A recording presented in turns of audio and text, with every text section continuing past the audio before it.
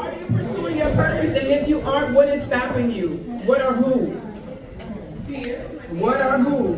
So let's talk through that, because there is yourself. That is a glaring thing sometimes, but that also can be the person that's laying next to you. That can also be the person that's your friend. That could be the person that brought you here. Okay, we're not gonna stay on that too long because you're gonna sit next to him. But you have to understand that all of these things that we are doing, they have a greater purpose than us. I know we want to make a lot of money, because I know I want to make a lot of money, but there's always a bigger purpose than that. Because once you are able to actually succeed in business, you show people that they can do it, and your money can afford opportunities for others, right? So I want you to identify what is holding you back. I'm not saying divorce him. And if it's your family, you know you can't get rid of them. What I'm saying is identify that thing and try to avoid it on your journey, because it will hinder you. There are going to be times that it gets hard. You don't need Sarah in your ear telling you how, you need to give up. Because right after you get over this hurdle is when that door opens. So make sure to stay away from those people that are the ones that are, how do we say, negative? Stay away from those, because we have that. I feel like the world itself is negative anyway, right? So the best thing you can do is meet new friends, find like-minded people, and continue on this journey in pursuing your purpose.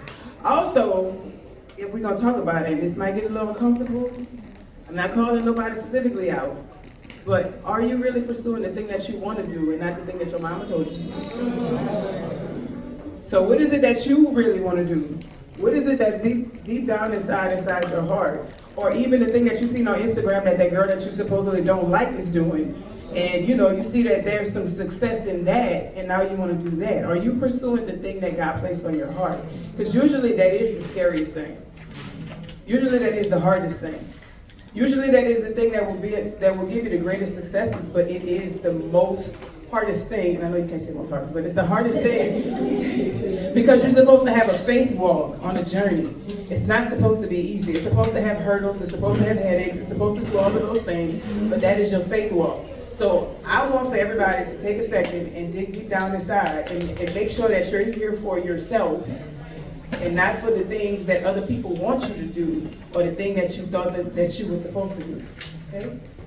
Y'all here? Yeah. Y'all took y'all moment, y'all know? Don't be lying now. All right, next slide. Is your business affairs in order? Raise your hand. I'm not going to judge. Raise your hand if you accepted cash apps and don't have a website. Okay, I lied. I am going to judge. You have to start somewhere. You have to start somewhere. But can we get our business affairs in order? Because how do you want people to take you seriously and you ain't took yourself serious yet? I know a website can be expensive, but can we find somebody that can do your website for free in exchange for your service? Can we can we figure out how to build a website? Can we figure out whatever resources that we have within your budget or within your reach and either give them something that you do have, give them the time that you do have, or something to be able to get this done? Because people are not going to take you serious if you're not taking you serious. Do you have a business bank account, or are you mixing and mingling your affairs? Raise your hand. I'm not judging. Who's mixing and mingling?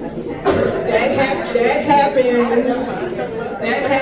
But what we are going to try to do, go forward, is to not commingle as much. Commingling is your tax preparer's worst nightmare. And then you have to sit down for a 7.5-hour interview trying to explain this list of charges that are coming from your personal account that are actually business, and then you have to try to justify it. Or remember who Sally Sarah is, and you paid $132.18. You don't know. So I want for everybody, if you can, if we can get our business affairs in order, and listen, I'm not putting a lot of pressure on you.